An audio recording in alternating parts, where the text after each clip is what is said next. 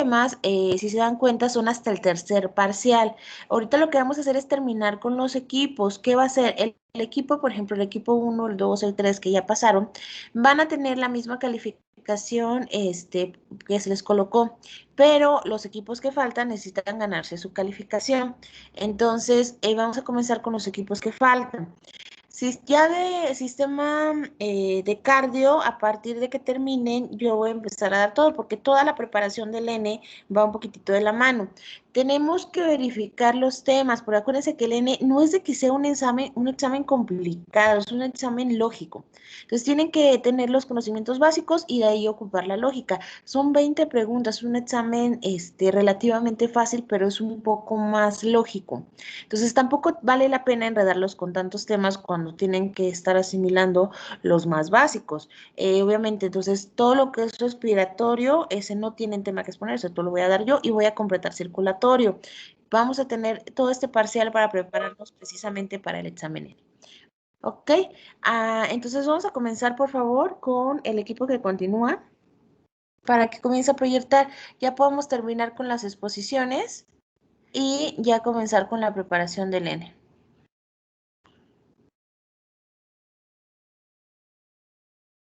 Doctora, ¿y nos podrá decir qué equipo sigue? Sí, doctores, no tienen idea.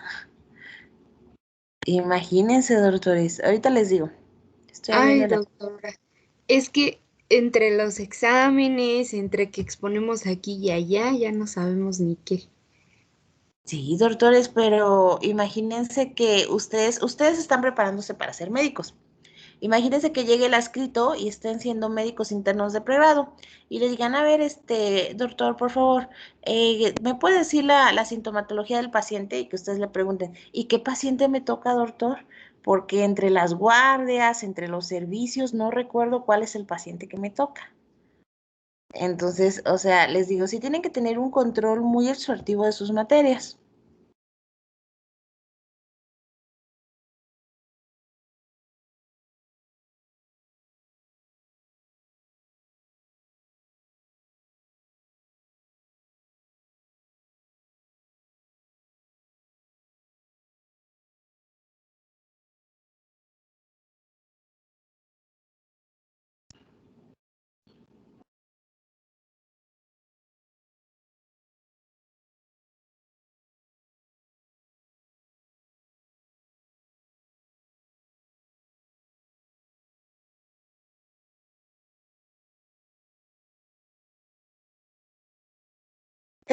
Estoy abriendo el archivo.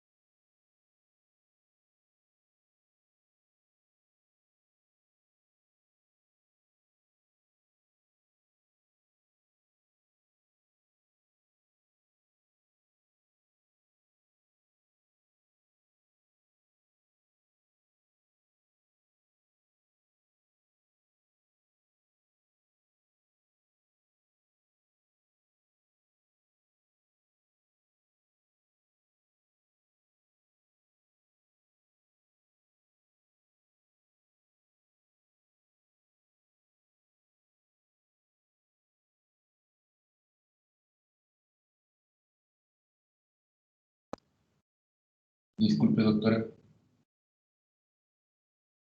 Sí, doctor, lo escucho. En este parcial vamos a ver, vamos a relacionar con hematopoyético y las otras materias. En este parcial no, hematopoyético lo vemos hasta el tercer parcial. Hasta el tercer parcial. Ahorita el examen N, de hecho, nada más está para cardio y para respiratorio.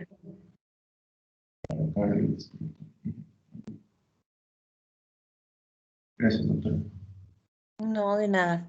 Estábamos viendo que, por ejemplo, me parece que nos quedamos con la doctora, perdón, son de la doctora María Elena, y va a alteraciones del crecimiento de origen cardíaco, porque el último equipo que pasó fue el de síndrome febril, que pasó Mariana, Carla, Alondra y Joana.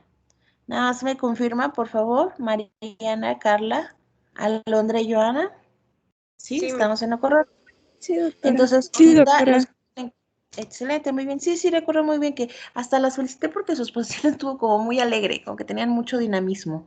Estaban como de que buenos días, hay que despertarnos y todo esto. Entonces, ya vimos lo del síndrome febril de origen cardíaco, que sobre todo vimos cuáles eran, no tanto, porque es un poco complejo cuál es el origen, pero sí estábamos viendo todas las alteraciones que se originan a partir del síndrome febril. En ocasiones es originado obviamente por alteraciones agudas, como son infarto agudo de miocardio, etcétera. Pero sus compañeros nos explicaron muy bien porque les pedí que se derivaran un poco a las consecuencias, taquicardia, dilatación de vasos sanguíneos, etcétera.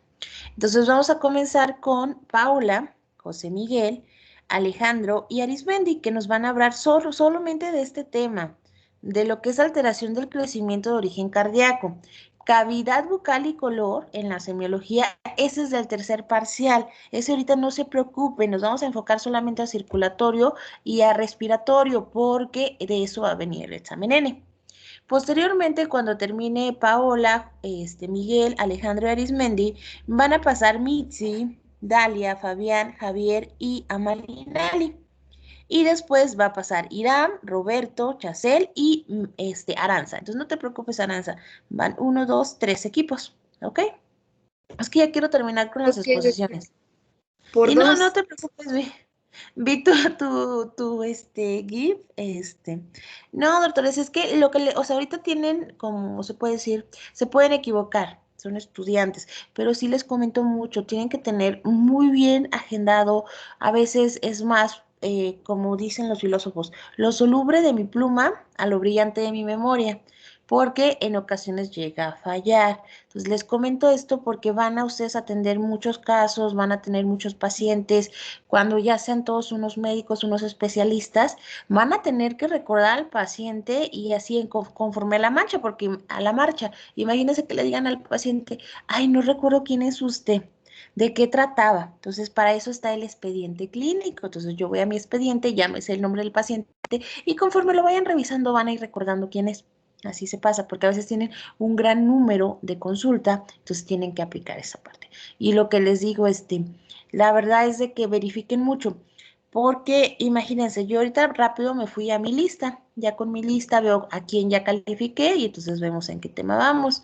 Si no, imagínense el número de alumnos que tenemos. En cada grupo estamos teniendo 40, 50 alumnos, el número de materias, sin mencionar por ejemplo, la práctica clínica, yo tengo todavía pacientes, sin mencionar investigación, sin mencionar alumnos de posgrado, tesis. Entonces se dan cuenta de que al final, cuando ya ustedes estén en una vida laboral, van a tener que manejar un gran número de información. Si no lo dividen en carpetas y no lo organizan por medio de una agenda, que es bastante útil, electrónica, escrita, se me van a perder. Entonces, desde ahorita pueden llegar a tener ese hábito, porque tienen que irse mucho por carpetas para no perderse. Ok, doctores, por ejemplo, yo aquí rápido me fui a mis apuntes, ya vimos en qué tema vamos. Y también ya sé, porque con ustedes me quedé en la parte de ruidos cardíacos y nos quedamos en la diapositiva donde veíamos el foco aórtico, el foco mitral, entonces ahí nos quedamos y ahí vamos a reiniciar,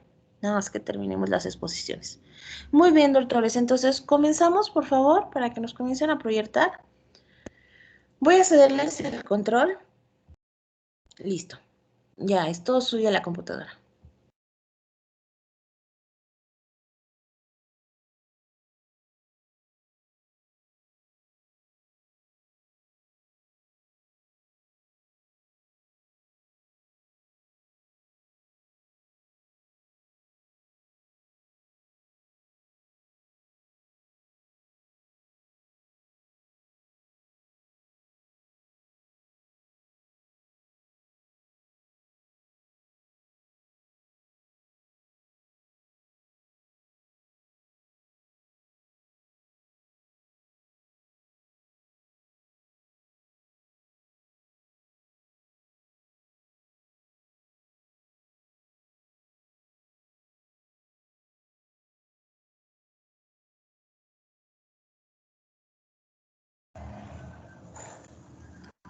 ¿Me escucha, doctora? Hola. Claro que sí, doctora, la escuchamos muy bien. Ok. Bueno, buenos días a todos. Primero iniciaremos haciendo una introducción sobre qué es el ciclo cardíaco. Bueno, el ciclo cardíaco requiere de todos aquellos procesos que van a ocurrir desde que inicia un latido cardíaco hasta que empieza otro. ¿Esto cómo se produce o gracias a qué se produce? Esto se produce gracias a la eléctrica potencial, bueno, hacia una descarga eléctrica, que es el potencial de acción, producido por el nódulo sinusoide. Y el nódulo sinusoide se encuentra en la aurícula derecha, cerca del orificio de la vena cava superior. Y esto se encarga de mandar una descarga eléctrica a todas las fibras del corazón. Siguiente diapositiva, por favor.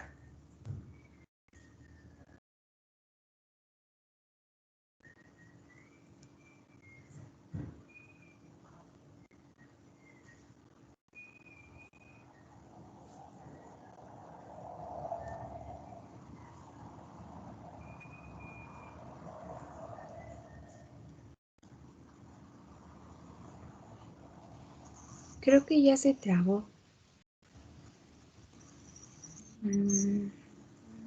Sí, creo que sí. Bueno, continúo. El ciclo cardíaco se compone de dos periodos, que es diástole y sístole. La diástole es el periodo de relajación donde el corazón se prepara para recibir sangre. Y la sístole es el periodo de contracción donde el corazón bombea sangre hacia el organismo. Pau, ¿todavía sigue? ¿Tienes problemas? Creo que ya la dejo de proyectar mejor, es que no se podía mover. Pueden verificar, todos pueden proyectar, entonces si ven que Pau no puede, pueden también intentar otros compañeros. Todos tienen autorización para proyectar. Sí, doctora, permítanos tantito, por favor. No hay problema, lo esperamos.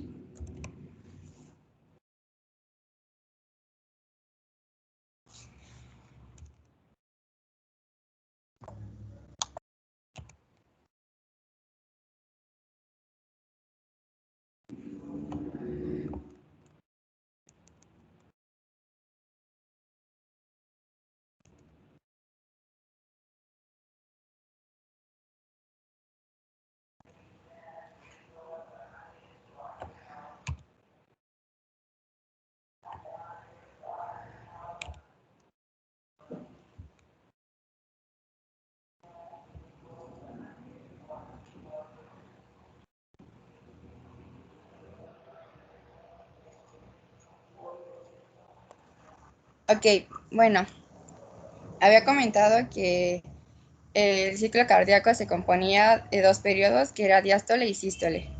Entonces, estos a su vez se dividen en 5 fases, que son las 5 fases del ciclo cardíaco, y son relajación isovolumétrica, llenado pasivo, llenado activo, y en sístole encontramos la isovolumétrica y la contracción, bueno, no, la eyección.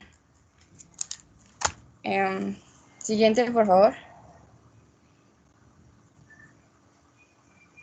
Bueno, estas 5 fases se producen en 0,8 segundos y en el llenado pasivo iniciamos con las aurículas llenas de sangre, por lo tanto la presión de la sangre va a ser mayor a la de los ventrículos y por regla general se sabe que la sangre va de mayor a menor presión y esto produce la apertura de las válvulas aurocoloventricular. Desde que estos se abren, las aurículas bombean la sangre hacia los ventrículos. Sin embargo, no llega a pasar toda la sangre y pasa un 80%, y esto produce el llenado ventricular, lo que como resultado, las aurículas todavía quedan con un 20% de sangre. Siguiente, por favor.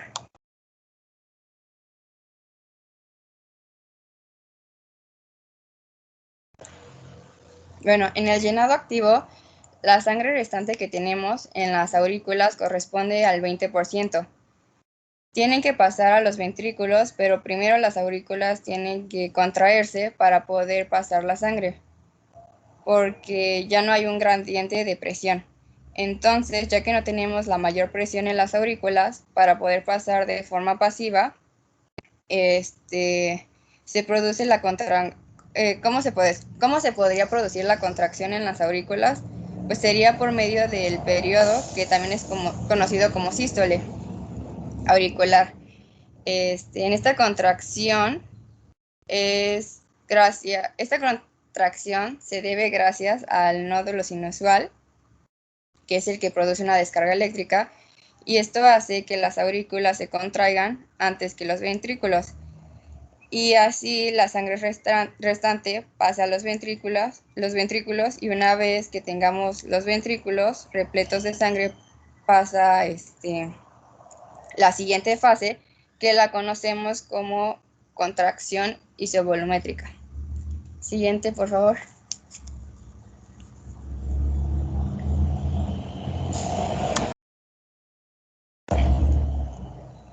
Bueno, en esta fase, los ventrículos están repletos de sangre, ya que contienen el 100% de la sangre que corresponde a los 100 ml, y esto representa el volumen diastólico, y el volumen diastólico es el volumen al final de la diástole. Esto quiere decir que cuando los ventrículos tengan 120 ml en su interior, están repletos de sangre, y significa que finaliza la diástole. En esta fase, como los ventrículos están completamente llenos de sangre, la presión de los ventrículos aumenta y la sangre intenta regresar a las aurículas por la sangre.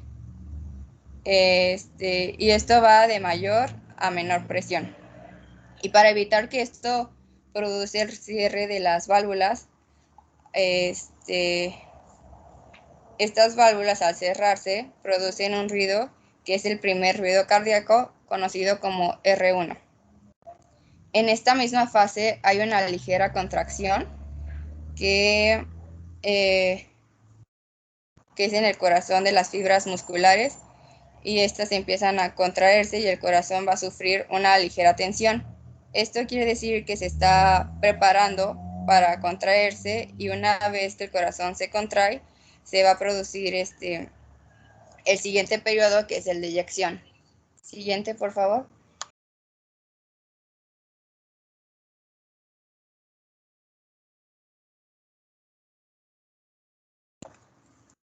Ok, en este periodo los ventrículos se encuentran repletos de sangre, por lo tanto la presión de los ventrículos es mayor al de las arterias. Entonces, este aumento de presión va a producir que la apertura de las válvulas sigmoideas, este aumento de presión hace la apertura de las válvulas sigmoideas, y una vez que las válvulas sigmoideas se abren, la sangre es bombeada por los ventrículos, y esto quiere decir que los ventrículos se contraen y envían esa sangre a los grandes vasos, pero no pasan los 120 ml. Solamente pasa el 70%, y a estos 70 ml se les conoce como volumen siastólico. Y el volumen siastólico es el volumen de sangre que el corazón bombea en cada latido. Tenemos las arterias llenas de sangre y las válvulas sigmoideas permanecen abiertas. Y es aquí donde pasamos a la última fase del ciclo cardíaco, que es la relajación isovolumétrica. Siguiente.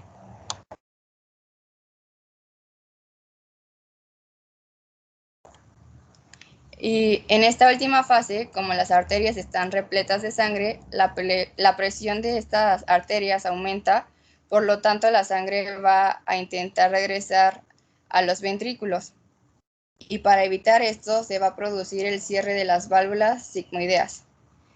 Estas válvulas al cerrarse van a producir un ruido que se conoce como el segundo ruido cardíaco, que es el R2, y se dan cuenta que en cada fase que teníamos la palabra, bueno, si se dan cuenta en cada fase que teníamos la palabra isovolumétrica, se produce un ruido cardíaco que al principio era R1 y aquí tenemos R2. Y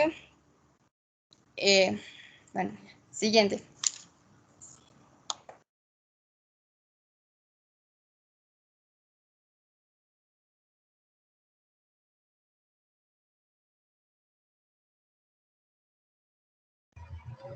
Bueno, pues a mí me toca hablar de la insuficiencia cardíaca.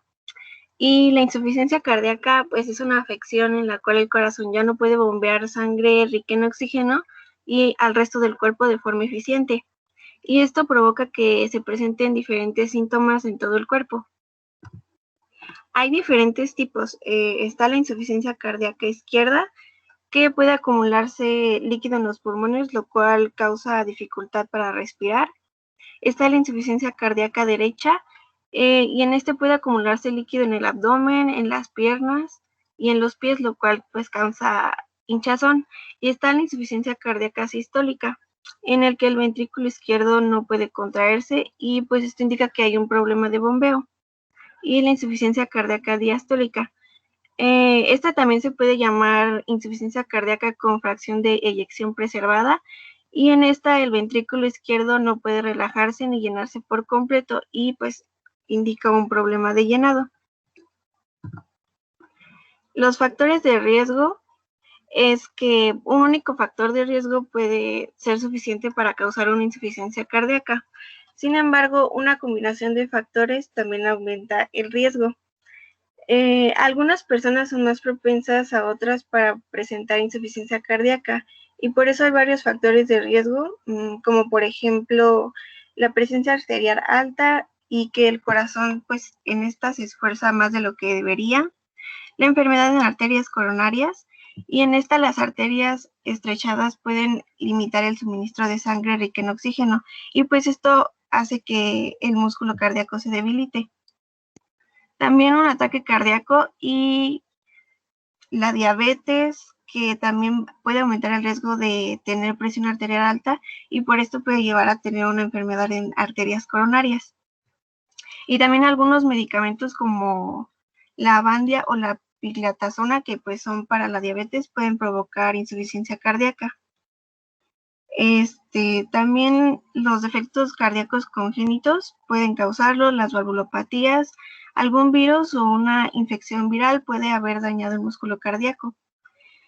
Y pues el consumo de alcohol o tabaco. En el diagnóstico, pues para diagnosticar la insuficiencia cardíaca, se puede hacer algún análisis de sangre, tomar una muestra de sangre para buscar signos de enfermedades o que pueda afectar el corazón.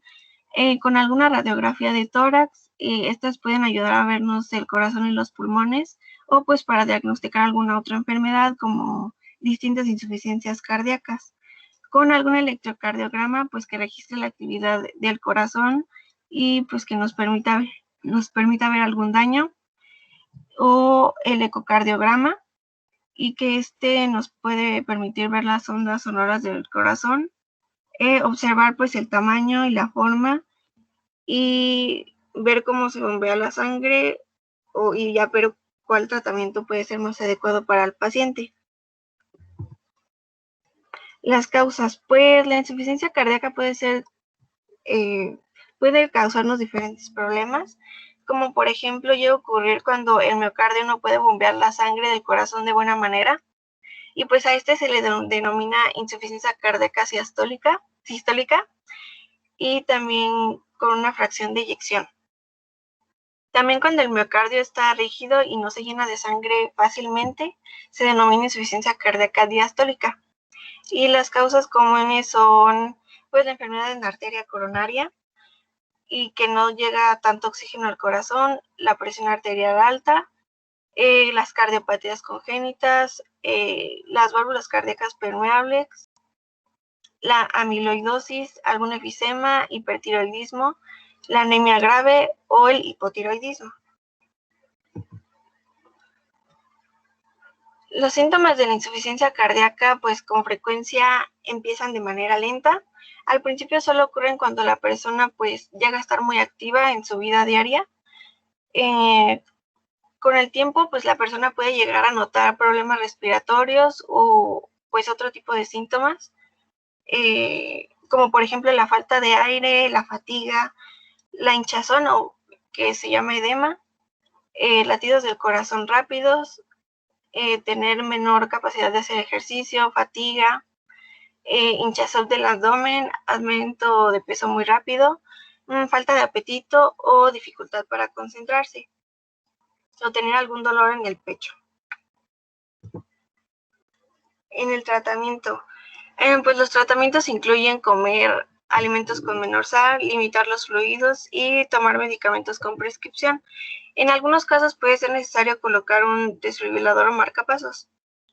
Para tratar la insuficiencia están los inhibidores de enzima convertidora de angiotensina, y estos medicamentos ayudan a la persona con insuficiencia cardíaca pues a que pueda tener una mejor vida, y también son un tipo de vasodilatador o un medicamento que ensancha los vasos sanguíneos para disminuir la presión arterial y así mejorar pues el flujo de sangre y pues disminuir la carga del trabajo del corazón. Los antagonistas también del receptor de la angiotensina, y estos medicamentos pueden ser una alternativa para tolerar los inhibidores de enzima. Están también los betabloqueadores, que son un tipo de medicamento que disminuye el ritmo cardíaco y reduce la presión arterial, sino que pues también revierte el daño que ha habido en el corazón, y pues también reduce algunos ritmos cardíacos anormales. Están los diuréticos, que pues también se llaman píldoras de agua y hacen que pues uno orine con mayor frecuencia y así evitar que el líquido se acumule en el cuerpo, y así hacer que pues nuestro cuerpo no pierda potasio, magnesio, y pues con esto se puede controlar así los niveles de potasio y ya pues se puede ver mediante análisis de sangre periódicos que se haga el paciente. Están los antagonistas de aldosterona, y estos medicamentos tienen propiedades para ayudar a las personas con insuficiencia cardíaca, así como también elevan los niveles de potasio en sangre, que pueden llegar a ser pues peligrosos en algún momento, y así. También están los inotropos, que son medicamentos intravenosos utilizados y que ayudan a la función del bombeo del corazón y pues mantienen la presión arterial. Y las complicaciones, que aquí el pronóstico pues depende de la gravedad del paciente. Algunas de las complicaciones pueden ser daño o insuficiencia renal, problemas en las válvulas cardíacas, que pues estas no mantienen el flujo de sangre adecuado, problemas de ritmo cardíaco, daño hepático, y pues los síntomas y función cardíaca de algunas personas pues llegan a mejorar con algún tratamiento adecuado, pero pues sí se pueden llegar a tener algunos síntomas graves, y pues se puede requerir de algún trasplante o de algún dispositivo de asistencia ventricular. Y ya es todo por mi parte. Sigue mi compañero José Miguel. Bueno, compañeros, yo les voy a hablar acerca de una patología que a nosotros nos hizo de mucha relevancia para tratar de explicar este tema de anomalías cardíacas, la cual es la tetralogía de Fallot. Bueno, como su nombre lo indica, tetralogía de Fallot es una patología cardíaca que se caracteriza por componerse de 4 patologías cardíacas. Es una afección poco frecuente que se produce en el nacimiento y es una combinación de diferentes patologías.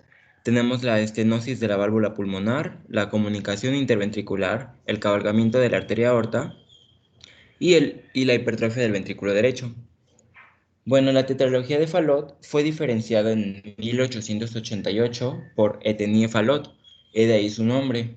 También se le conoce como el síndrome del bebé azul, en un momento les explicaré por qué, o también como el mal azul. Existe también otra patología llamada pentalogía de Fallot, en la cual integramos o se le integra la comunicación interauricular, y la trilogía de Fallot, la cual se compone de estenosis pulmonar, comunicación interauricular y la hipertrofia del ventrículo derecho. La siguiente, por favor.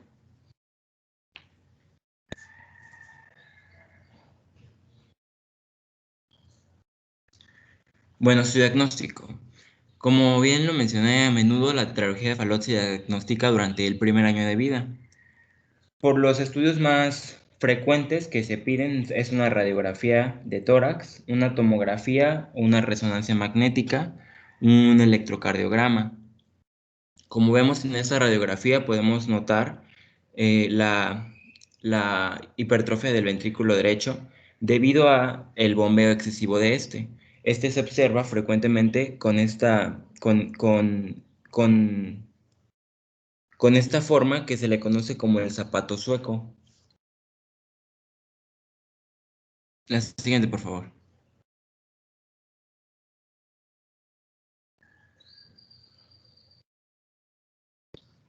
Voy a hablar ahora acerca de las 4 patologías que integran la tetralogía de Fallot.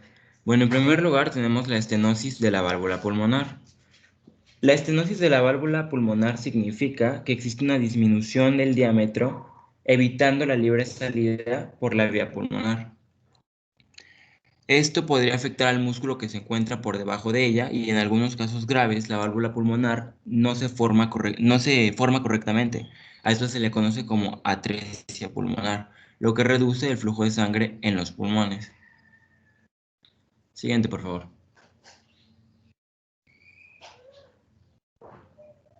La comunicación interventricular. Esta puede ser la patología más importante para poder diagnosticar la tetralogía de Fallot. En la comunicación interventricular se afecta el tabique membranoso, lo que permite un shunt.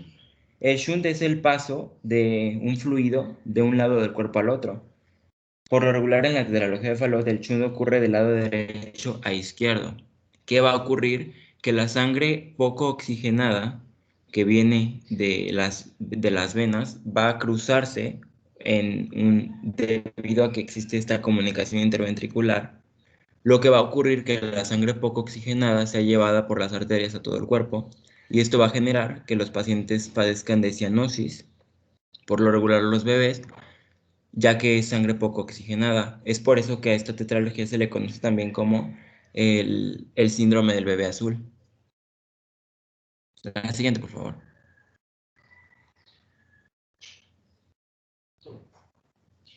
El cabalgamiento de la aorta o de extraposición de la aorta. Bueno, comúnmente la aorta debe salir del lado izquierdo.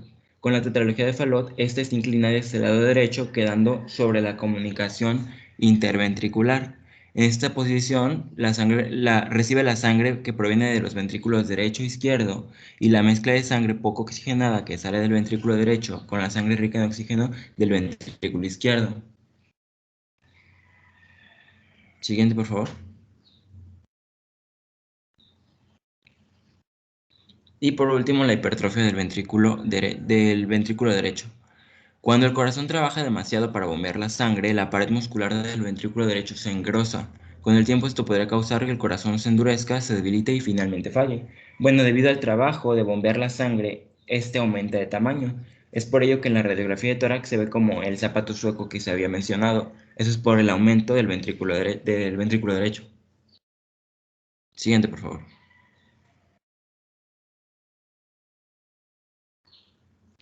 Bueno, los síntomas varían según el grado de la obstrucción y pues de la tetralogía, pero los más comunes es la cianosis, que es, como por así decirlo, el principal síntoma con el que podemos diagnosticar esta enfermedad. Los dedos de las manos y de los pies en palillo de tambor, aumento del peso deficiente, cansancio, llanto prolongado y un soplo cardíaco. Siguiente, por favor.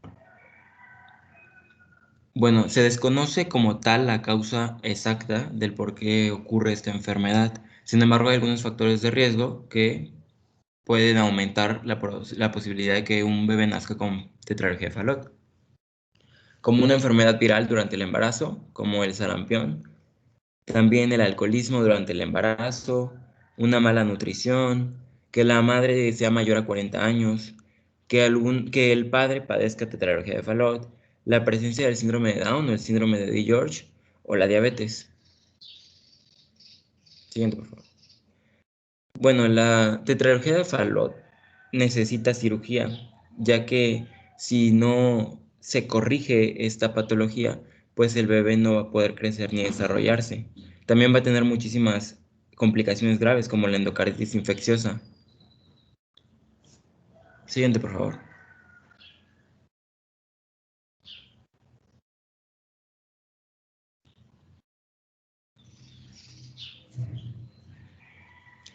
Bueno, la cirugía es como la principal opción o la opción más efectiva para tratar la tetralogía de Fallot, ya que se necesita corregir. Sin embargo, existen tratamientos como vasodilatadores pulmonares o vasoconstrictores, también la administración de oxígeno en algunos casos, también noradrenalina y posición genopectoral. Sin embargo, como ya lo mencioné, la cirugía necesita hacerse, ya que se requiere la corrección total en el cual se cierre la comunicación interventricular para poder, por así decirlo, parcharlo y que ya deje de pasarse o que existe ese shunt de derecha a izquierda.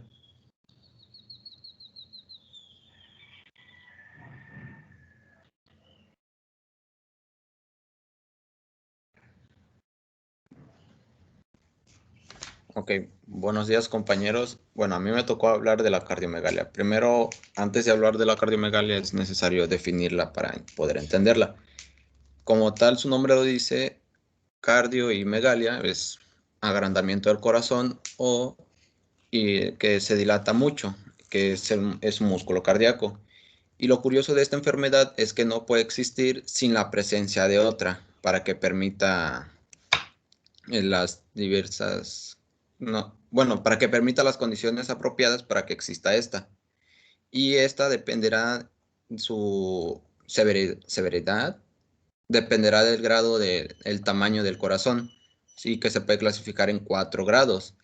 Además de que existen cardiomegalia adecuada y la inadecuada. Y de las que les estoy hablando yo es de la inadecuada, y de la adecuada es de la que pueden tener los atletas debido a que constantemente hacen un esfuerzo debido a la actividad física, lo que hace que pueda haber un pequeño aumento en el tamaño del corazón.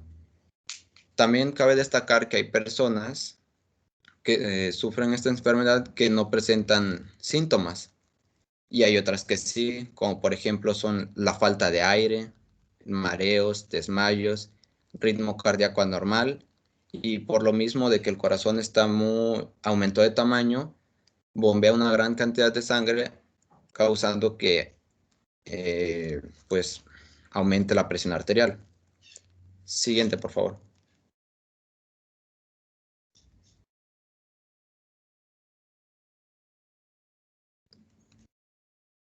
Ok, como ya antes lo había mencionado, una de las causas más comunes es por la existencia de alguna de las enfermedades ya antes mencionadas, como la que había dicho mi compañero, que es la tetralogía de Fallot, la estenosis o la atresia tricúspide, son precisamente estas enfermedades las que hacen que el corazón trabaje de más, provocando que éste se dilate y aumente de tamaño.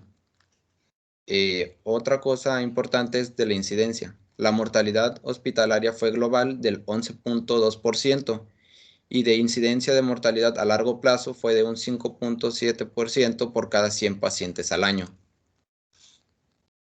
Siguiente, por favor. La estenosis valvular aórtica es, como ya antes había recordado mi compañero, es el estrechamiento de la válvula aórtica. Y esto se debe a un exceso de calcio en una de las válvulas. Y esta se puede clasificar de 3 tipos dependiendo de dónde esté el estrechamiento. Existe la estenosis supravalvular, que está el estrechamiento está por encima de la válvula, encima de la válvula aórtica. Otra de la que les estoy hablando, que es la estenosis valvular, que se encuentra justo en la válvula, que no permite el paso correcto de la sangre, y la estenosis subvalvular, que está por debajo de la válvula. Siguiente, por favor.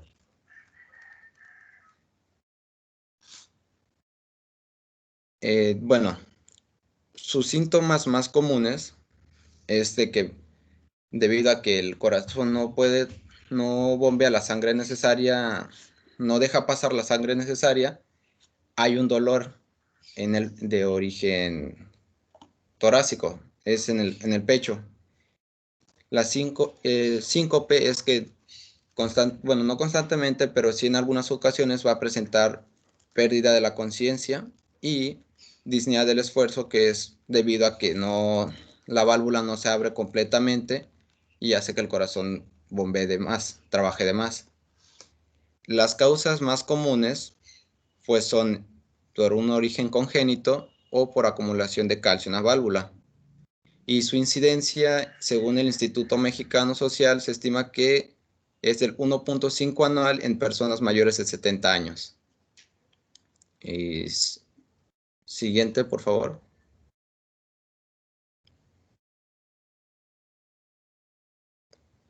Bueno, un dato curioso de la enfermedad que ya había mencionado mi compañero es la segunda cardiopatía congénita más común en los recién nacidos.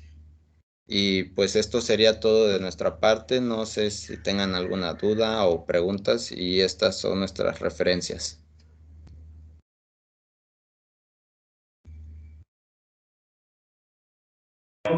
Ok, muy bien, doctores. Sí, compañero. Disculpe, compañero. Nada más una pequeña duda. Entonces, cuando pasa como tal las estenosis es porque no se abren bien las válvulas, ¿no? Ajá, es debido a que hay un exceso de calcio en la válvula, evitando que se abra por completo, lo que causa que el corazón trabaje de más y pues sientas los síntomas ya antes mencionados, como cansancio, y esto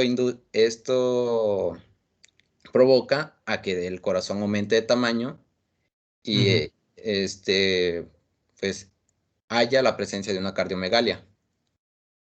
Ok. ¿Sí, Madi?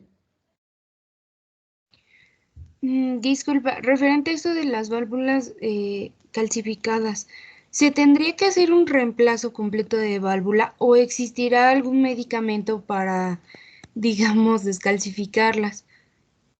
No, yo lo más seguro es que sea una operación. No sé si ya en anteriores clases, bueno, en otras materias, han comentado sobre unas válvulas artificiales. No sé si te acuerdes Ajá, que que son de materiales algunas o de origen animal, ¿no? Ajá, exactamente. Y solamente sería eso. Tenía que haber operación para quitar ese estrechamiento o ese detalle que hay en el corazón. Gracias, compañero. Sí. Manuel. Hola, compañero. Felicidades por la presentación. Oye, hablaron de la tetralogía de Fallot, pero también mencionaron otra variante de la tetralogía de Fallot. ¿Cuáles son las otras? ¿Encontraron las otras características de la variante de Fallot? A ver, déjame. No sé si me puedes apoyar, compañero, por favor. Miguel. Es que, bueno, Sí, compañero Manuel. Bueno, yo mencioné, sí, ¿sí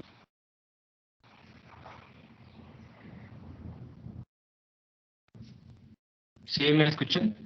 sí, te escuchamos. Sí, te escuchamos. Sí, Ok, Pi. sí.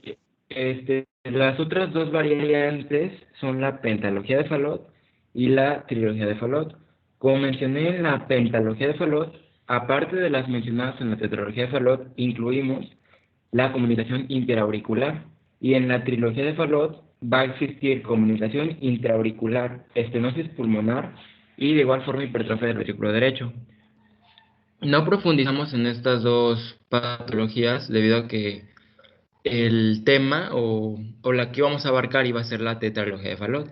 Sin embargo, si gustas, profundizo más en los temas y en siguientes clases te puedo explicar un poco mejor de qué tratan esas dos en particular. Ok, sí, muchas gracias. Felicidades. Ok, doctores. Muy bien el equipo. La verdad queda bastante claro el tema. Al principio me quedé pensando porque tardaron un poco en la introducción y dije, bueno, pero quería más enfermedades, pero ya cuando se metieron a las enfermedades, me gustó mucho cómo las abordaron desde lo principal, sintomatología, prevención, tratamiento. Vamos a reafirmar porque sus compañeros se defendieron bastante bien, muy bien contestado de parte de Alejandro, de Miguel, del equipo. Las preguntas, se ve que dominaron el tema y que lo estudiaron bastante bien. Nada, para Roberto que pregunta de la estenosis, hay que recordar que podemos ocupar el término estenosis no solamente para la parte aórtica o para la parte cardíaca. Estenosis en medicina va a ser un término bastante común. ¿Y qué nos va a decir con esto? Pues nos va a decir que alguna parte dentro del cuerpo va a tener una constricción o va a tener un estrechamiento de un orificio. Siempre que ocupemos la palabra estenosis, vamos a referirnos a un estrechamiento, a una constricción dentro de un conducto corporal. Entonces, ya visto de esta manera, lo vamos a poder aplicar, por ejemplo, bien lo dijo Miguel, a la estenosis pulmonar y en este caso que mencionan las estenosis aórticas. Entonces, si estamos hablando, obviamente, en la parte del sistema circulatorio, vamos a considerar que si es una estenosis aórtica, la sangre va a ser incapaz de circular con libertad. Sí puede circular, pero acuérdense que si no se circulara, tendríamos un infarto, tendríamos ahí una parte de necrosis, pero va a circular con poca libertad, con poca circulación, y entonces es donde se llevan a cabo diferentes tipos de estenosis desde las estenosis de las válvulas, que son las que los explicaron muy bien sus compañeros, o sea, muy bien hecho. El siguiente punto que les quería comentar es que, por ejemplo, Aranza nos preguntó sobre el tratamiento. Bien lo dijo Alejandro, va a ser más cirugía. Ahora, ¿qué pasa aquí? Depende mucho el tratamiento, en el caso de las calcificaciones, de la gravedad de la afección. Entonces, no solamente es como un tratamiento específico. Les voy a comentar algo. La medicina, sabemos que es una ciencia, pero a veces hasta lo consideran más un arte, porque una ciencia es 2 más 2 son 4, siempre. 1 más 1 son 2 y no, eso es una ciencia exacta, matemáticas. En la medicina no, en la medicina depende de la etiología, depende del factor, depende del paciente, depende de la gravedad y de eso depende del tratamiento. Entonces nunca va a ser el tratamiento el mismo para la persona. Lo mismo pasa aquí. En el caso de calcificaciones va a depender de la gravedad, va a depender de los signos, va a depender de los síntomas que presente y también si la enfermedad va a ir empeorando. Pues en el mejor de los casos, el médico al inicio va a recomendar pues cambios saludables en el estilo de vida del paciente y algunos casos se van a tomar medicamentos, no precisamente para revertir la afección. ¿Para qué se toman los medicamentos? Para tratar síntomas y para poder reducir el riesgo de complicaciones. Por ejemplo, dentro de los pacientes cardiópatas se recomienda bastante lo que es la aspirina porque acuérdense que tiene un factor anticoagulante. Esto hace que la sangre sea mucho más líquida. Entonces, a eso nos referimos con reducir el riesgo de complicaciones. No quiere decir que tomando la aspirina va a quitarse su afección cardíaca, ya puede ser estenosis, puede ser calcificación arterial, pero sí quiere decir que hay una reducción del riesgo. Ahora, ¿qué pasa con el tiempo? A la larga, pues puede ir empeorando y entonces es cuando es el único tratamiento. Entonces ahí sí es donde tiene que haber el reemplazo de la válvula. Bien, como lo comentaron, en algunos casos son injertos que inclusive vienen de tipos animales. Acuérdense que a veces el cerdo es bastante compatible con nosotros. Entonces eso sí depende bastante. ¿Ok? Y por lo último, si gusta, doctor, Miguel, en cuanto a las variaciones de la tetralogía de Fallot, nada más si gusta puede subir un archivo al grupo para que todos sus compañeros lo lean, para que ya no sea necesario preparar otra exposición, nos puede dejar un artículo y ya con eso nosotros, bueno, sobre todo sus compañeros podrían tener un poquitito más de información. ¿Ok? Muy bien hecho equipo, bastante. buena su exposición con una excelente conclusión. Y muy bien respondida a las preguntas. Ok, doctores. Fíjense que me gustaron mucho las enfermedades. Quédense mucho con las enfermedades, doctores. Y muy bien hecho equipo. Ok. Continuemos entonces, por favor.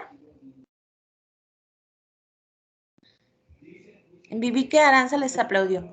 Sí, la verdad lo realizaron bastante bien.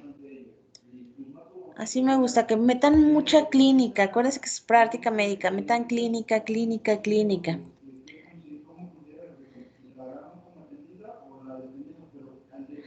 Vamos ahora con cardiopatías congénicas sintomáticas y no sintomáticas, que nos va a dar Mitzi, Dalia, Fabián, Javier y Amalinali. Doctora, un favor, ¿nos podría hacer el favor de compartir la presentación usted? La acabamos de subir a archivos. Ok, ¿no pueden compartirla, doctores? ¿Ninguno del equipo? No. No me gusta mucho compartir porque los voy evaluando. Entonces tengo generalmente mi archivo del evaluar y así no los puedo ir evaluando a la par. A ver. O si quiere yo lo comparto, doctora. A ver, Para Ana, ¿sí puedes compartir? Ajá, es pues que sí, porque si me voy acá en tareas no puedo compartir, por eso a veces ven que les dejo más compartir a ustedes. Ujú. Pero, por ejemplo, Sí, es el que... ¿por qué no pueden compartir, ese. doctora Mitzi? Yo no puedo compartir porque no tengo mi compu y a mis compañeros como que se les empieza a trabar cada vez que comparten. Ok, muy bien. ¿cuál es? Yo supongo que es Es esta el carta. que dice cardiopatías congénitas sintomáticas. Ándale, ese, el que se ve ahí.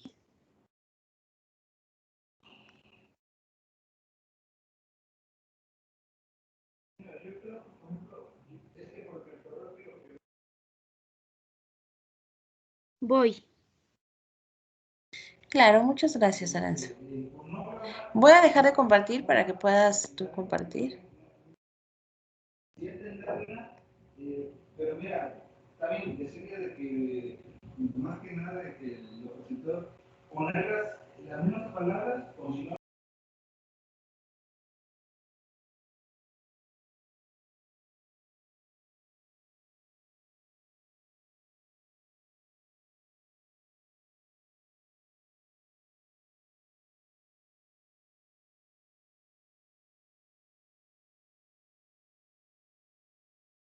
Es que no se había actualizado mi página y no me salía. A ver, espérenme un segundillo. Ah, no la veo. Ah, ya me salió. Perdón. Sí, ya está.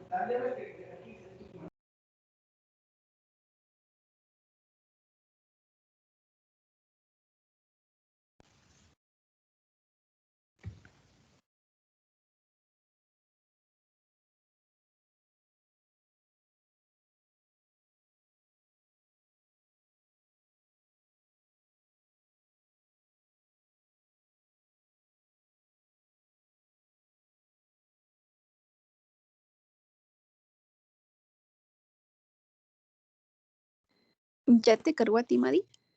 Así ya. Sí, ya la está proyectando. No sé si la puedes poner completa. Excelente, muchísimas gracias, Aranza.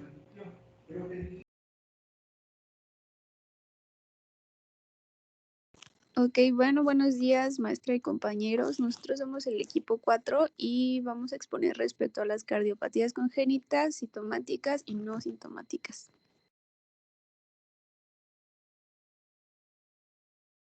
¿Le puedes cambiar, por fin?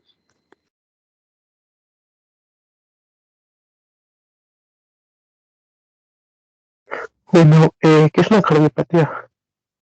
¿Le puedes regresar, por favor? Gracias.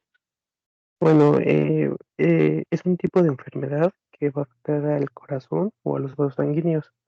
El riesgo de ciertas cardiopatías va a aumentar por el consumo ya sea de productos de tabaco, también puede aumentar por la presión arterial alta, el colesterol alto, una alimentación poco saludable o la falta de ejercicio y pues sobre todo la obesidad. La cardiopatía más común va a ser la cardiopatía coronaria, que a veces va a producir un fuerte dolor en el pecho, infarto de miocardio o accidente cerebrovascular. Otras cardiopatías son la insuficiencia cardíaca congestiva, los problemas del ritmo cardíaco y las cardiopatías congénitas, que son enfermedades cardíacas desde el nacimiento. Ahora sí le puedes cambiar, por favor.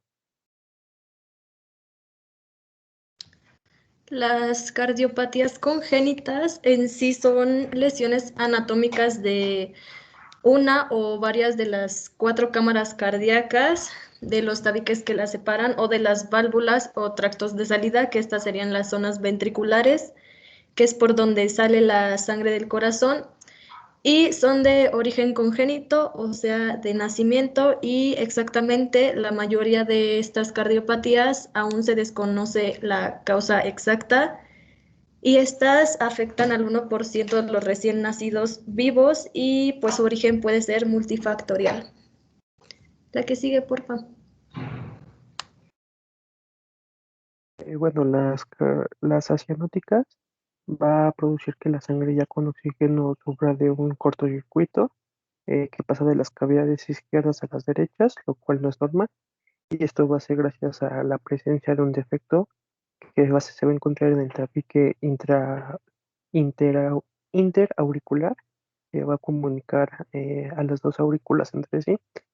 Y también puede provocar insuficiencias valvulares, insuficiencias mitrales, insuficiencias aórticas, estenosis pulmonares o estenosis de las ramas pulmonares.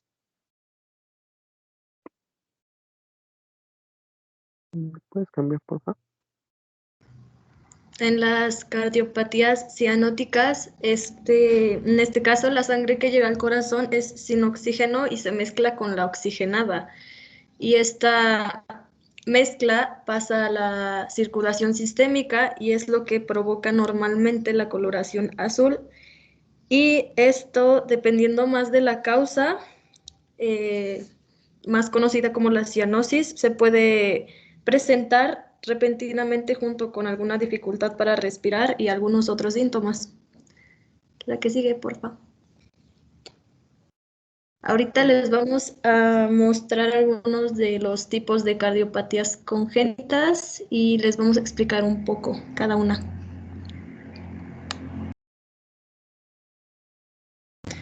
En la anomalía de Epstein, pues esta es una malformación cardíaca que aparece en menos del 1% de todas las cardiopatías congénitas y normalmente esta anomalía, perdón, me puse nerviosa, ocurre cuando el ventrículo derecho está muy dilatado por la porción auriculizada o la pared auriculizada está muy delgada y de aspecto aneurismático y en ocasiones con zonas ausentes de fibras miocárdicas. Los casos poco severos conservan sus características normales y pues actualmente se desconoce la causa. El tratamiento para esta anomalía depende mucho de la gravedad del defecto y pues de los signos y síntomas que traiga el paciente. Se puede hacer una cirugía, pero bueno, podría ser una reparación de la válvula tricúspide o simplemente un reemplazo, o también se podría hacer el cierre de la comunicación interauricular. La que sigue, por favor. Bueno, el corazón izquierdo hipoplásico es un tipo de enfermedad cardíaca congénita. Es más común en hombres que en mujeres y como sucede en la mayoría de los defectos cardíacos congénitos, no existe una causa conocida. Alrededor del 10% de los bebés que sufren este síndrome también tienen otros defectos de nacimiento. Y esto también va a estar asociado con algunas enfermedades genéticas, tales como el síndrome de Turner, el síndrome de Jacobsen y la trisonomía 13 y 18. Este problema se va a desarrollar antes del nacimiento, que es cuando no hay un crecimiento suficiente en el ventrículo izquierdo y pues otras estructuras que son la aorta, las válvulas mitral y aórtica y la entrada y salida del ventrículo. En los bebés con esta afección, el lado izquierdo del corazón, pues no va a ser capaz de enviar suficiente sangre al cuerpo y esto va a provocar que el lado derecho del corazón se deba mantener tanto la circulación pulmonar como la del cuerpo. Y el ventrículo derecho va a poder mantener la circulación tanto a los pulmones como al cuerpo por un tiempo. Pero esta sobrecarga de trabajo va a llevar a que finalmente el lado derecho del corazón pues sufra una insuficiencia. ¿Me puedes cambiar, por favor? En la atresia pulmonar, pues es un defecto cardíaco igual de nacimiento, por el cual la válvula que controla el flujo de sangre desde el corazón hacia los pulmones no se forma. Entonces, en los bebés con este defecto, la sangre tiene problemas para fluir hacia los pulmones para poder incorporar el oxígeno que se debe de llevar a todo el cuerpo. Generalmente hay dos tipos de atresia pulmonar y pues esto depende si el bebé tiene o no la comunicación interventricular, que sería el agujero en el tabique que separa las dos cavidades inferiores o los ventrículos del corazón. La primera, que es la atresia pulmonar con un septo ventricular intacto. En este tipo de atresia pulmonar, el tabique que hay entre los dos ventrículos permanece completo e intacto, pero durante el embarazo, cuando el corazón se está desarrollando, hay muy poca sangre, bueno, la sangre fluye muy poquita y va hacia o desde el ventrículo derecho y esto hace que el ventrículo derecho no se desarrolle totalmente y pues se queda muy pequeño. Si el ventrículo derecho no está bien desarrollado, pues esto puede dificultar el bombeo de sangre desde el corazón hacia los pulmones y pues hacia el resto del cuerpo. Y la arteria que normalmente lleva la sangre hacia afuera del ventrículo derecho, que es la arteria pulmonar principal, permanece muy pequeña debido a que la válvula pulmonar no se ha formado aún. Y la segunda, que es la atresia pulmonar con comunicación interventricular, pues en este tipo de atresia pulmonar, la comunicación interventricular permite que aún fluya la sangre hacia adentro y hacia afuera del ventrículo derecho, pero por lo tanto, la sangre que fluye hacia adentro del ventrículo derecho puede ayudar a que el ventrículo se desarrolle durante el embarazo y entonces no es tan pequeño como en la atresia pulmonar con un septo ventricular intacto, que es el primerito que les mencioné. La que sigue, porfa. Bueno, la tetralogía de Fallot es un tipo de defecto cardíaco congénito. Eso significa que está presente al nacer. La tetralogía de Fallot es poco frecuente, pero es la forma más común de cardiopatía congénita cianótica. Con frecuencia se presenta por igual en hombres y mujeres. Las personas que la padecen también son más propensas a tener otras anomalías congénitas. La tetralogía de Fallot va a ser una afección poco frecuente y esto se va a producir a causa de una combinación de 4 defectos cardíacos que van a estar presentes al momento del nacimiento. Estos defectos van a afectar la estructura del corazón y hacen que este órgano pues irrigue sangre con una cantidad insuficiente de oxígeno hacia el resto del cuerpo. En general, los bebés y los niños que padecen tetralogía de Fallot pues van a tener una piel azulada y esto va a ser porque la sangre no transporta suficiente oxígeno. Casi por lo regular, la tetralogía de Fallot se va a diagnosticar durante el primer año de vida o pues inmediatamente después. Pero sin embargo es posible que la tetralogía de Fallot solo se detecte más adelante en la vida en el caso de algunos adultos. Y eso va a ser según la gravedad de los defectos y de los síntomas. Y pues si se diagnostica a temprano, bueno, temprano, y si se hace un tratamiento quirúrgico adecuado, La mayoría de los niños y adultos que padecen esta tetralogía, pues van a poder llevar una vida relativamente normal, aunque necesitarán atención médica de manera periódica durante toda la vida y pues a lo mejor quizás deban restringir alguna actividad física.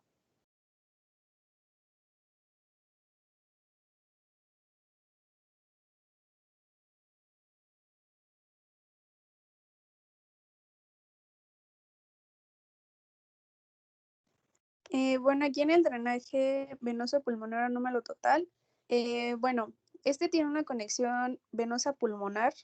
Es un defecto cardíaco de nacimiento en el cual las venas que traen la sangre de vuelta a los pulmones y bueno, este en sí serían las venas pulmonares y no se conectan con la aurícula izquierda de forma normal.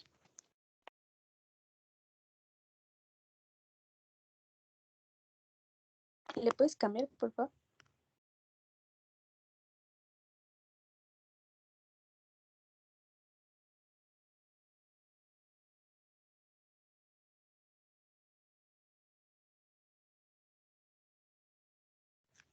Luego, la transposición de las grandes arterias, bueno, es un defecto cardíaco grave, pero poco frecuente. Y esto ocurre al momento del nacimiento congénito, donde se revierten las dos arterias principales que salen del corazón. Este trastorno también se denomina dextrotransposición de las grandes arterias.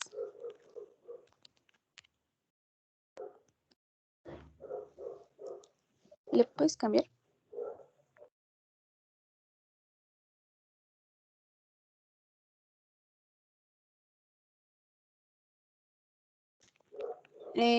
La artresia tricúspide es un defecto cardíaco de nacimiento en el cual la válvula que controla el flujo de sangre desde la cavidad superior derecha hacia la cavidad inferior derecha del corazón nunca se forma.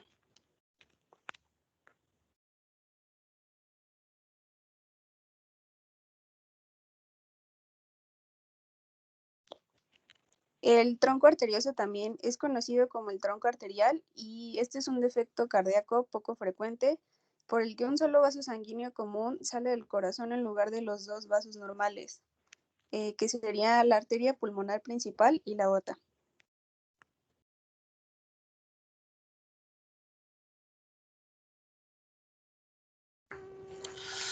Ok, compañeros, yo les voy a hablar sobre las cardiopatías no sintomáticas. Bueno, estas son más frecuentes que las cianóticas y entre estas cardiopatías, las más frecuentes son la comunicación interauricular, que bueno, esta principalmente es un defecto de nacimiento caracterizado por un orificio en la pared ubicada en las cavidades superiores del corazón, que pues son las aurículas, y muchos bebés que nacen con esta cardiopatía no presentan síntomas ya alrededor de los 30 años.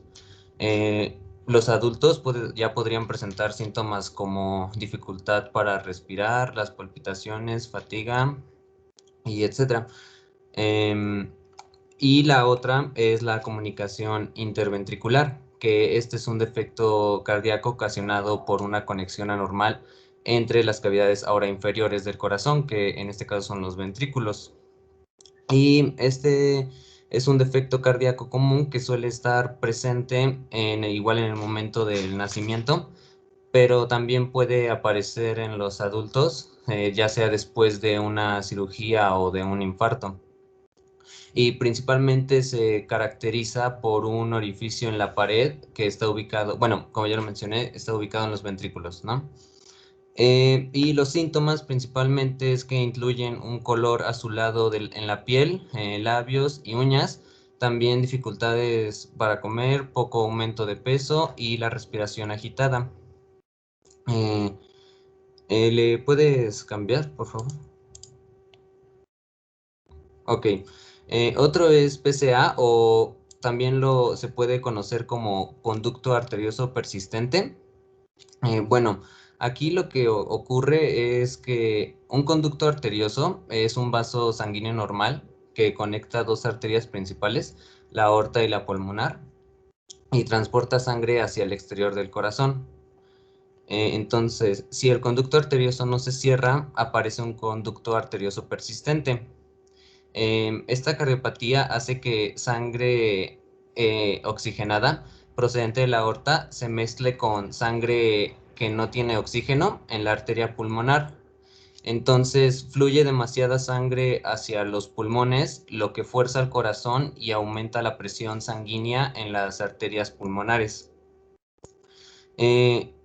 Bueno, ¿cuál es principalmente la causa del conducto arterioso persistente? Pues como tal no se conocen las causas, pero la genética podría jugar un papel muy importante. Esta cardiopatía es más frecuente en los bebés prematuros y afecta el doble de veces a las niñas que a los niños. También es frecuente en bebés con síndrome de distrés respiratorio neonatal, los bebés con trastornos genéticos y bebés, por ejemplo, como el síndrome de Down. Y pues los signos y síntomas, principalmente esta cardiopatía, es la respiración rápida, no alimentarse bien, falta de alimento, cansarse con gran facilidad, y etcétera. ¿Y cómo se podría diagnosticar un conducto arterioso persistente? Pues puede usar un estetoscopio para detectar un posible soplo cardíaco que se puede oír en los bebés. También con una radiografía del tórax, etcétera. ¿Le puedes cambiar, por favor? Ok, la siguiente es la estenosis pulmonar. Que bueno, esto es un trastorno en el que una deformación en la válvula pulmonar o cerca de esta reduce la abertura de esta válvula y disminuye el flujo sanguíneo. La válvula pulmonar se encuentra entre la cavidad cardíaca inferior derecha y las arterias pulmonares. A veces los adultos tienen estenosis de la válvula pulmonar como una complicación de otra enfermedad, pero pues en la mayoría de los casos este trastorno se genera antes del nacimiento como un defecto cardíaco congénito. La intensidad de esta estenosis podría pasar de leve y sin síntomas a grave. Por lo general, la estenosis pulmonar leve no empeora con el tiempo, pero los casos moderados y graves pueden empeorar y hasta incluso requerir cirugía. ¿Cuáles pueden ser los síntomas? Pues de aquí varían según el grado de oclusión. En general, las personas con estenosis leve no tienen síntomas, pero pues algunos signos y síntomas podrían ser un soplo cardíaco, fatiga, falta de aire, dolor en el pecho y la pérdida del conocimiento. ¿Y cuáles son las causas? Bueno, la estenosis de la válvula pulmonar ocurre cuando esta última no crece correctamente durante el desarrollo fetal y puede que los bebés que padecen este trastorno también presenten otras anomalías cardíacas congénitas, pero no se sabe qué es lo que causa que la válvula se desarrolle de forma normal. ¿Le puedes cambiar, por favor? Ok, y ahora viene la estenosis aórtica, que la estenosis aórtica se produce cuando la válvula aórtica del corazón se estrecha y este estrechamiento impide que la válvula se abra por completo, lo que igual, como dije anteriormente, reduce o obstruye el flujo sanguíneo del corazón a la arteria principal del cuerpo, que sabemos que es la aorta, y hacia el resto del organismo. Cuando el flujo de sangre que pasa por la válvula aórtica se reduce, el corazón debe trabajar más para bombear más sangre al cuerpo y con el tiempo este esfuerzo va a limitar la cantidad de sangre que puede bombear el corazón, lo que puede provocar síntomas y posiblemente debilitar el músculo cardíaco. Bueno, sus causas, bueno, como sabemos, el corazón tiene 4 válvulas que mantienen el flujo de sangre en la dirección correcta. Estas son, como ya sabemos, la válvula mitral, tricúspide, pulmonar y la aórtica. Entonces, cada válvula tiene valvas que se abren y se cierran una vez por cada latido del corazón. Entonces, en la estenosis de la válvula aórtica esa válvula que está ubicada entre la cavidad, bueno, en el ventrículo izquierdo y la arteria principal que transporta sangre, que es la aorta, presenta un estrechamiento. Entonces, cuando la válvula se estrecha, el ventrículo izquierdo tiene que esforzarse más para bombear más sangre al resto del cuerpo. Entonces, esto puede hacer que el ventrículo izquierdo se agrande y con el tiempo, ese esfuerzo adicional que hace el corazón puede debilitar el ventrículo izquierdo. Y la estenosis de esta válvula puede manifestarse por varias causas, que puede ser un defecto cardíaco congénito, la acumulación de calcio en la válvula, y ¿le puedes cambiar, por favor? Ok, y ya finalmente la coartación aórtica, perdón, que la aorta, en general la coartación de la aorta está presente en el momento del nacimiento, aunque la afección puede presentarse en cualquier parte de la aorta. El defecto suele estar localizado cerca de un vaso sanguíneo. ¿Qué más?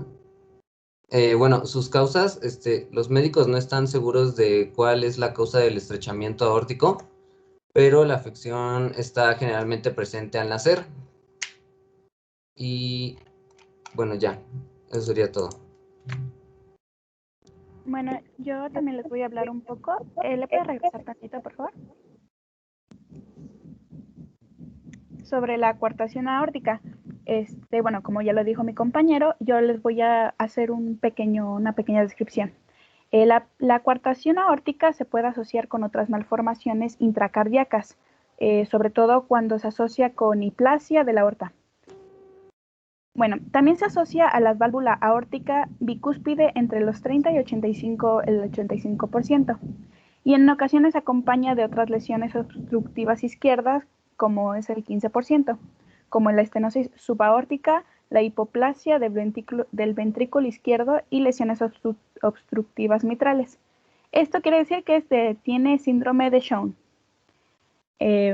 La coartación de la aorta supone aproximadamente el 5.1% de malformaciones cardíacas congénitas y constituye la octava malformación cardíaca por orden de frecuencia. Su prevalencia se estima que es de 2.09 por 10.000 recién nacidos vivos. Y bueno, en base a un enfoque clínico, los pacientes con coartación aórtica pueden diagnosticarse cuando se estudia un recién nacido con insuficiencia cardíaca severa o cuando se estudian pacientes asintomáticos con alteraciones en la exploración clínica, como el soplo, la diferencia de pulsos o la hipertensión arterial. Ya le puedes cambiar, por favor.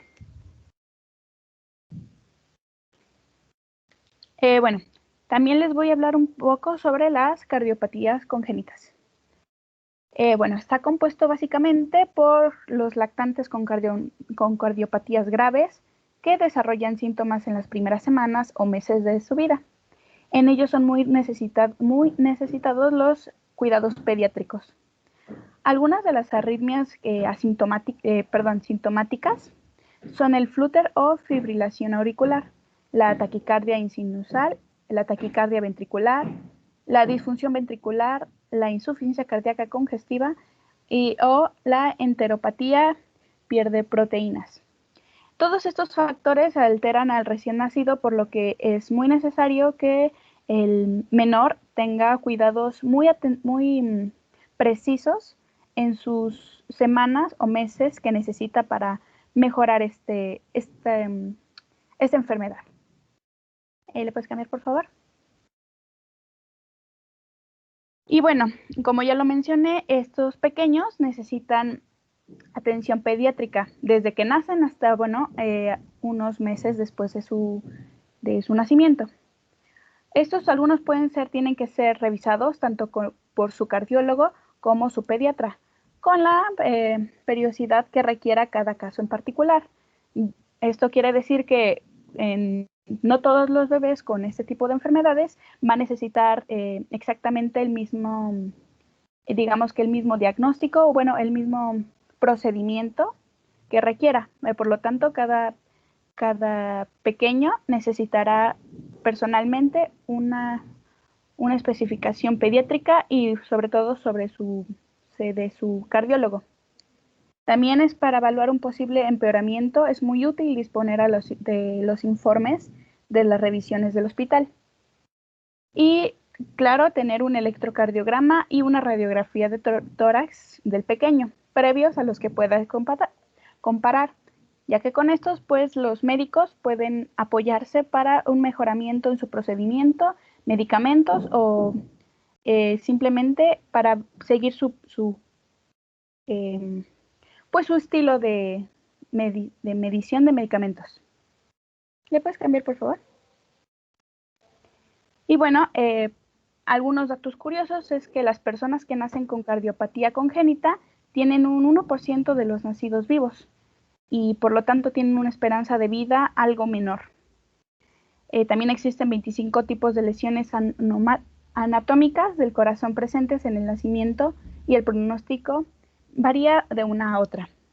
Su manejo ha mejorado muchísimo en los últimos años debido a las tecnologías y procedimientos que los doctores han seguido. ¿Le puedes cambiar, por favor? Y bueno, eso sería todo. Muchas gracias por su atención.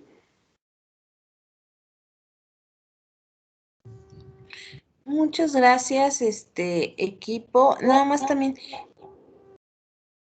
Acuérdense de colocar su nombre, doctores, porque nada más dice equipo 7 y no aparece en los nombres de todos los integrantes. Entonces siempre recuerden en prácticas, en todo, colocar los nombres.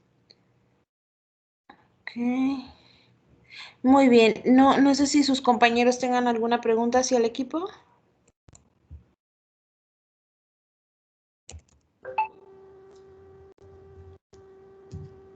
No.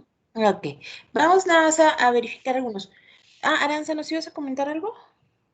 Sí, bueno, yo tenía una duda. Mencionaron en la primera, en la tetralogía de Fallot, que solo le daba, o sea, era un compuesto de enfermedades, ¿no?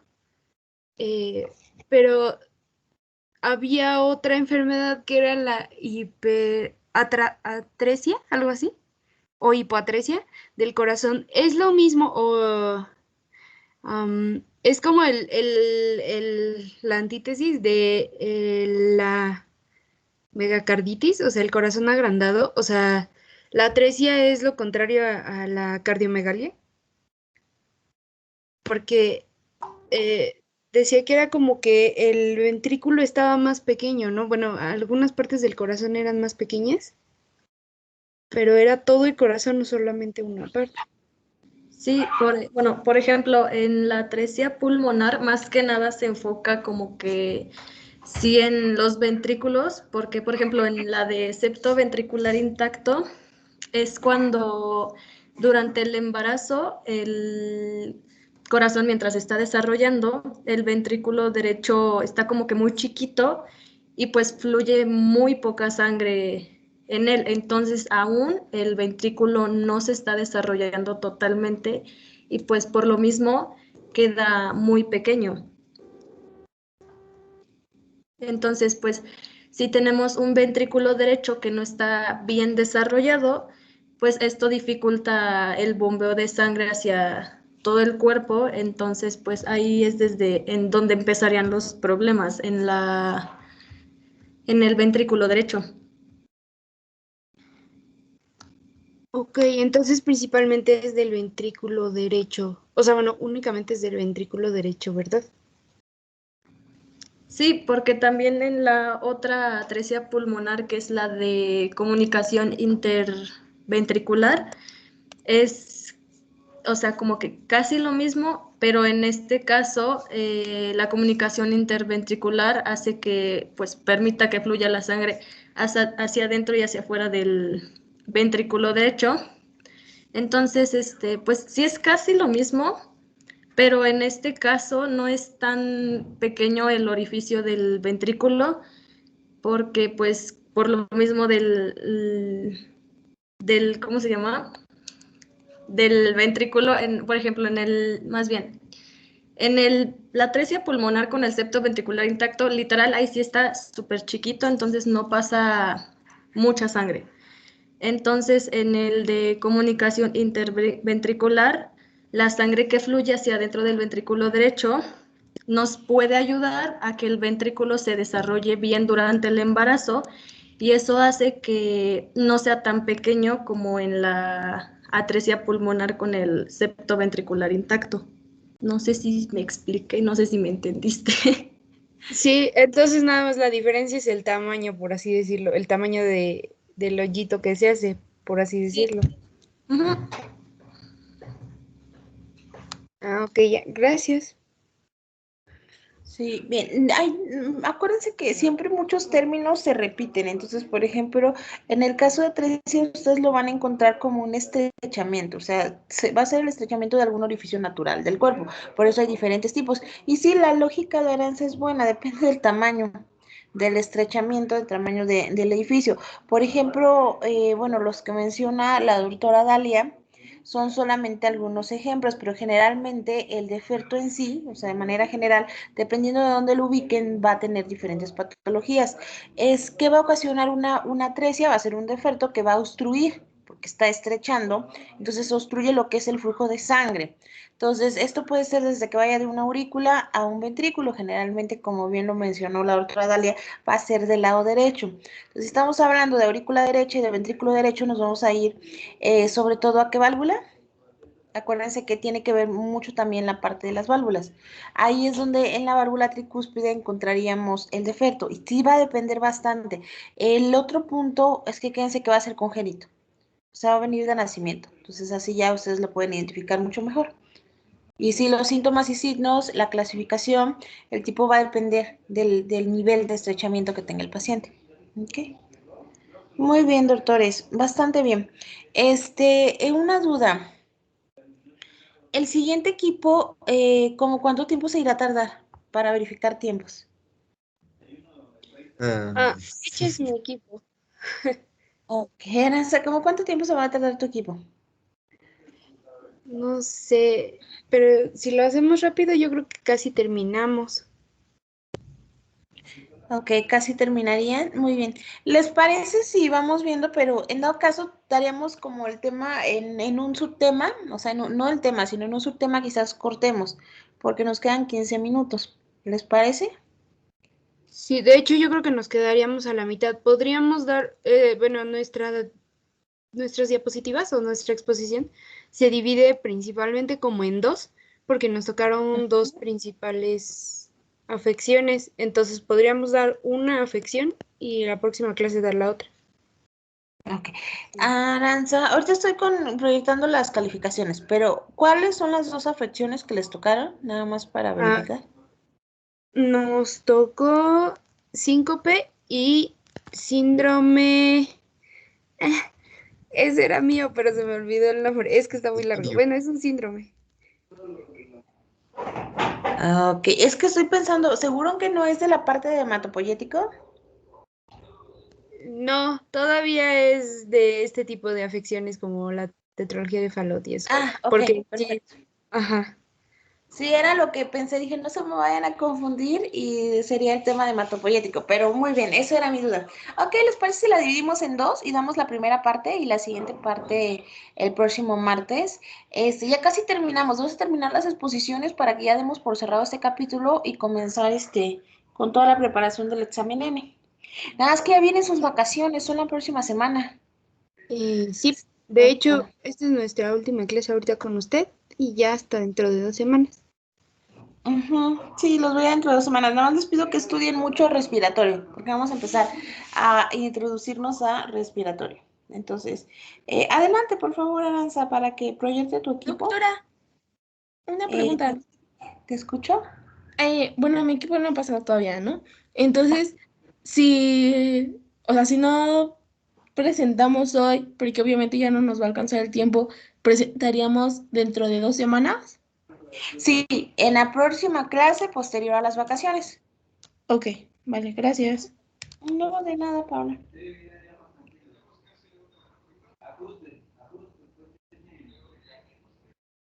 Vale, voy a proyectar. Muchas gracias.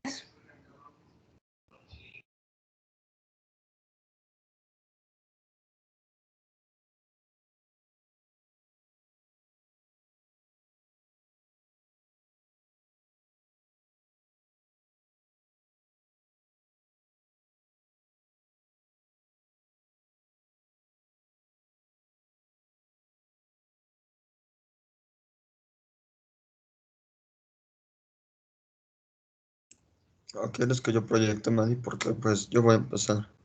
Entonces, y de por sí voy a tener que ir rápido. Ah, pues si quieres, ya lo estaba proyectando. Pero no sé si quieras darle tú. Sí, porque te digo que de por sí voy a ir medio. Sí, para que te vayas a tu ritmo. Va, bye. No sé si ya vean la pantalla. Listo, ya se ve. ¿Se ve? Sí. Ok, bueno. En sí nosotros nos tocó como tal el síncope y síndrome de confusión de origen cardíaco como tal. Bueno, en sí somos el equipo 8. Y bueno, en sí ya vimos, bueno, pensaba hacer todo más como dinámico, ¿no? Pero pues por falta de tiempo como que ya no se va a poder. El punto es que, bueno, en sí ya vimos que varios síntomas de las enfermedades cardíacas, como el dolor torácico, la disnea, palpitaciones, edema, cianosis, todos esos, ¿no? Y bueno, ahora nos va a tocar el caso del síncope. Les digo que lo tenía planeado hacer más dinámico, pero bueno, en sí el síncope se le confunde, o bueno, más bien se le podría clasificar como en la parte de los desmayos, de que él se desmayó. Por ejemplo, en la imagen pueden ver a la dama que pues está desmayada, pero em, no solo hay que quedarnos con que es un desmayo. ¿Por qué? Porque también otra afección conocida como la lipotimia se le conoce justamente eh, como también un desmayo. ¿Cuál es la diferencia entre el síncope y el desmayo? Bueno, digo, el síncope y la lipotimia. En sí como tal, en el síncope, sí, lo principal es que sí se presenta una pérdida del conocimiento, mientras que en la lipotimia no. Eso es como lo principal y básicamente lo que va a abrir toda esta presentación. Pero bueno, quédense con que en sí como tal, tanto el síncope y la lipotimia se le consideran como tipos de desmayos, pero el Robert, síncope ¿eh? ¿Mande? que te relajes, sí tenemos tiempo, Mix. No, es que espérate, Amix, Tienes es que los hay 15 muchas minutos cosas. para Gerald, corre. No, pero doctores, de verdad, tómense el tiempo, si no continuamos con su equipo la siguiente clase, o sea, para que puedan Bueno, ustedes Sí, para que ellos realizar su... también le entiendan. sí, Sí, bueno, porque está bien. fíjense que sí tenemos que conocer la diferencia, o sea, eso es bastante importante. Ya ahí no quiero que se me vayan a confundir entre síncope y lipotimia, entonces, por favor. Sí, Bueno, ok. adelante. Bueno, en sí como tal, el síncope pues es conocido como el desvanecimiento momentáneo, en el cual sí se presenta una pérdida del conocimiento. Nuevamente sí se toma en cuenta como que es una clasificación de un desmayo, pero sí se pierde el conocimiento, si hay una pérdida del conocimiento. Y generalmente en la lipotimia no se presenta una pérdida del conocimiento. Y también hay otro tipo de afección que son la manifestación de los síntomas pondrómicos, que son más que nada ahora sí como de enfermedades mentales. Generalmente sí se presentan en la lipotimia, pero en el síncope realmente no. Y les digo que lo principal del síncope es que se da una pérdida del conocimiento. Entonces, en sí, ¿cuáles son las causas o qué puede causar justamente un síncope? Bueno, hay varios tipos que son como los del reflejo neuromediado o cardiogénicos.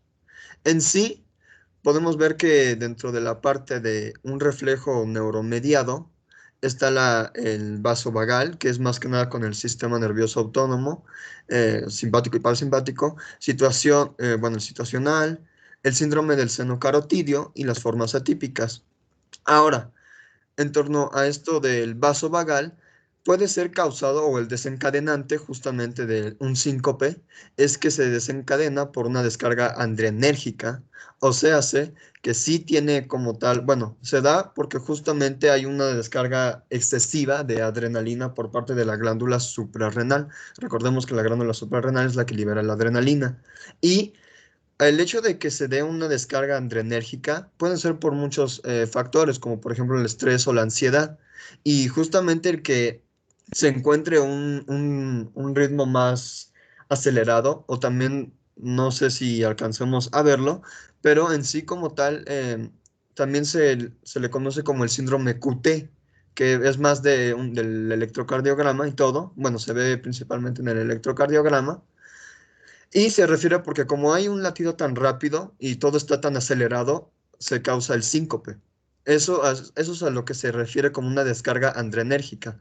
Recuerden que todo en prácticamente la medicina es más lógica. Entonces, la parte de adrenérgica, relaciónelo con la adrenalina. Y otro que puede causar como tal el vasovagal es por un tipo de ortostatismo. En sí, ¿qué es el ortostatismo? También se le conoce como hipotensión ortostática, que justamente está aquí abajito. En sí es cuando ustedes sienten o están acostados o están sentados y se paran y sienten como que se marean y se les baja la presión. Eso justamente es el ortostatismo, en sí que se baja la presión de manera como muy súbita, justamente porque pasan de un estado a otro demasiado rápido. Eso es el ortostatismo. También recordemos que en sí, como tal, los síncopes y las lipotimias o los desmayos se dan justamente porque la presión baja y el cerebro lo detecta y pues ahora sí como que apaga todo. Entonces, eso es prácticamente lo que sucede. Eso es el ortostatismo. Ahora, una causa situacional puede ser, por ejemplo, como la tos, un estímulo gastrointestinal, la misma micción o el proceso de orinar, el postprandial, que es después de comer algo, tras un ejercicio o por risa, justamente. Recordemos que cualquier tipo como de esfuerzo en general puede causar una hipotensión o que la presión disminuya o por lo mismo del ortostatismo. Eso también puede causar un síncope. Y todas estas causas van a ser como importantes detectarlas porque a partir de ello se va a poder llegar a un diagnóstico de por qué está, bueno, así que causándose el síncope en la persona. Ahora, otra causa, pues, es el síndrome del seno carotidio. Recordemos que como tal, el seno carotidio es la sección que se encuentra justamente entre la división de la arteria carótida, tanto interna e externa, y ahí generalmente se encuentran los varorreceptores. Recordemos que hay dos tipos, bueno, dos ubicaciones en las cuales se encuentran los varorreceptores, tanto en el callado aórtico como en la carótida. Y bueno, recordemos que al momento, justamente por eso es que siempre se dice que cuando estén, bueno, sí que tratando de detectar el pulso carotidio, no estén haciendo así como masajes en el cuello ni estén apretando muy fuerte. ¿Por qué? Porque pueden activar justamente este seno carotidio. Y lo que va a hacer esto, recordemos que la parte de los valorreceptores va a generar la respuesta o la retroalimentación negativa. Entonces, si el seno carotidio es apretado, pues lo que va a hacer es bajar la presión.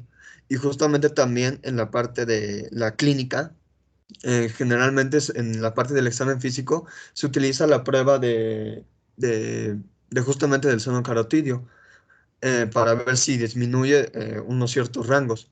Yo ahorita, bueno, conforme vaya avanzando la presentación, les voy a mencionar de eso. Y bueno, en sí recordemos que nada más por eso no se debe de tocar tanto el seno carotidio ni se debe de apretar, porque generalmente lo que ocasiona es que la presión baje. Y sabemos que cuando la presión baja es cuando vienen los desmayos. Y bueno, otra forma atípica es que literalmente no hay un desencadenante aparente, simplemente sucede y todo está bien y nada más pasa. Pero esto justamente es una forma atípica.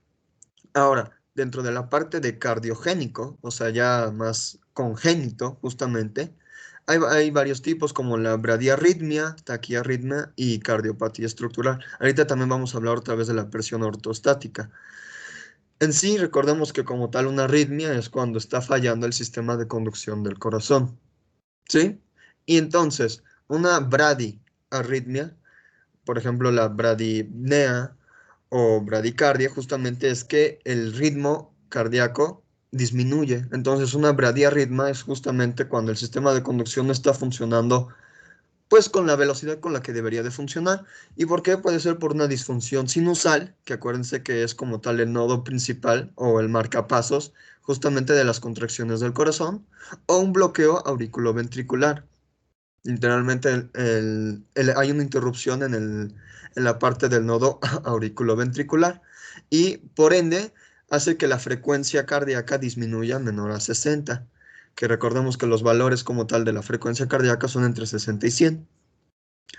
Y en el caso contrario, la taquiarritmia es justamente cuando hay un aumento, ahora sí que pues de la frecuencia cardíaca porque el sistema de conducción está funcionando ya, en vez de ya lento, está funcionando de manera muy rápida. Y por eso se le llama una taquicardia supraventricular, que recordemos como tal, supra significa que por encima de la sección de del ventrículo, más como las aurículas, o la misma ventricular, ¿sí? Ahora, en sí, una cardiopatía estructural, pues es lo que justamente ya hemos estado viendo estas tres presentaciones, incluyendo esta, la estenosis aórtica, que es que hay un estrechamiento de cuando se abre justamente la válvula sigmoidea aórtica. Justamente es eso y por eso la sangre también no puede pasar muy bien. Una miocardiopatía hipertrófica, que significa justamente como su nombre, el miocardio, se hipertrofia o el músculo se hace más grueso. Y en el caso del corazón sabemos que no es bueno tener que su músculo se hipertrofie o crezca. Eso no es normal. Bueno, no es bueno. Entonces, en el mixoma auricular, el mixoma en sí como tal se le considera como un tumor benigno o un tumor no canceroso en el tejido conectivo de la aurícula. Creo que prendieron el micrófono. No sé, ¿me van a decir algo? Ah, yo prendí el micrófono y nos queda un minuto, entonces ¿le parece si nos quedamos en esta diapositiva? Sí, doctora. Que entonces nos quedamos con Roberto en causas y desencadenantes. Nos quedaríamos en esta diapo. Muy bien, equipo. Vamos a terminar la siguiente clase, igual el siguiente equipo, por ejemplo, el de Paulina, Jocelyn, que también continúan para que estén preparados. Terminamos de ver exposiciones y comenzamos con preparación. Ahorita que tienen que estudiar, estudien respiratorio, aprovechen su semana de vacaciones para adelantar un poco. Los temas son respiratorio. O sea, los que van a continuar van a ser respiratorios, ya que terminemos con cardio. Porque hasta iba a venir el examen N. No sé si tengan alguna duda o alguna pregunta. Sí, doctora. ¿De casualidad usted tendrá los temas del examen N para poderlos, o sea, digamos, desarrollados, para poderlos estudiar bien en vacaciones, ya que solamente me parece que vamos a tener 2 clases para poder preparar el examen? Ok, ¿les parece si les subo las diapositivas que tengo preparadas? Y ya de ahí, las diapositivas son en base a los temas principales del N. Entonces les subiría las diapositivas de respiratorio. Yo creo que hoy por la tarde para que ya las puedan estudiar. Sí, para poder aprovechar las vacaciones, porque va a estar medio potente eso. Sí, está bien. Subo las diapositivas, van a estar en archivos, van a ser temas de respiratorio. Creo que de cardio nada más me falta una, subirles una y ya después son puros temas de respiratorio. Ok, así quedaríamos, doctores. Vale, muchas gracias, doctora. Muchas De nada, gracias, hasta luego. Lindas Gracias, vacaciones. Gracias. Disfruten su día. Gracias, bye. Bye. igualmente. Adiós, doctora.